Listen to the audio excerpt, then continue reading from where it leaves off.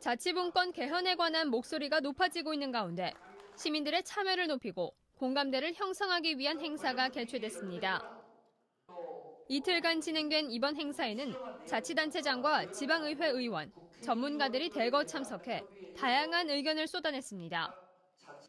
먼저 행사 공동 주최 측인 고양시 최성 시장은 자치분권이 시대적인 과제임을 내세우며 행정 조직 개편이 필요하다고 말했습니다. 행정안전부는 폐지해야 된다고 생각합니다. 지방자치지원청으로 바꿔야 된다.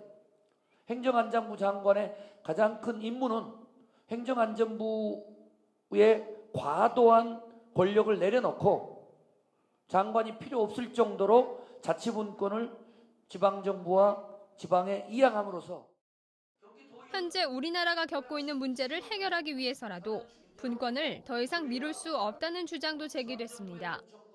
경제적인 성장이라든가 이 복지 문제도 해결이 안 돼요. 이 사회에 대한 불만과 불안은 복지로 해결이 안 돼요. 분권 외에는 사실 답이 없어요. 자치가 실질적인 힘을 발휘하려면 행정구역에 대한 검토가 필요하다는 목소리도 있었습니다. 생활권과 행정구역 간에 이게 좀 맞아 들어가야 되는데 지금 인구의 정주의 특성을 보면 밀집 정주도 있지만 분산 정주도 있고. 지방의회 의원들은 자치분권 시대에 발맞춰 지방의회 개혁에 대해 심도 있게 논의했습니다. 우선 지방의회가 아직까지도 제대로 자리를 잡지 못하고 있다며 변화를 미룰 수 없다는 지적이 제기됐습니다. 거버넌스 체계라고 하는 것은 이제 시대적인 과업이다 이런 생각이 듭니다. 지방의회가 26년이 됐는데 아직까지 거버넌스 체계가 완성되지 않았다고 봅니다.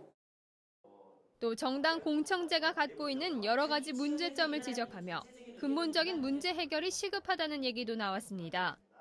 지역에서 특정 이해관계를 대변하는 오랜 유착관계를 극복하고 지속가능한 지역 발전을 위해서 주민 참여에 의한 거버넌스 시스템 속에서 지역 일꾼으로서의 역할을. 지방의회 개혁을 위해선 무엇보다도 주민들의 신뢰를 얻는 것이 중요하다는 의견도 있었습니다.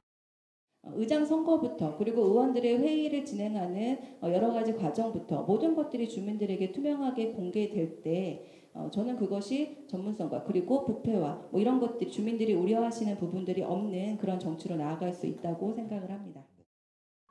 한편 시민들은 자치단체와 관련 기관에서 마련한 홍보 부스를 통해 지방 분권 개헌에 대한 관심을 보이고 다양한 프로그램에 참여하며 행사의 취지를 더욱 살렸습니다. TBS 류밀희입니다.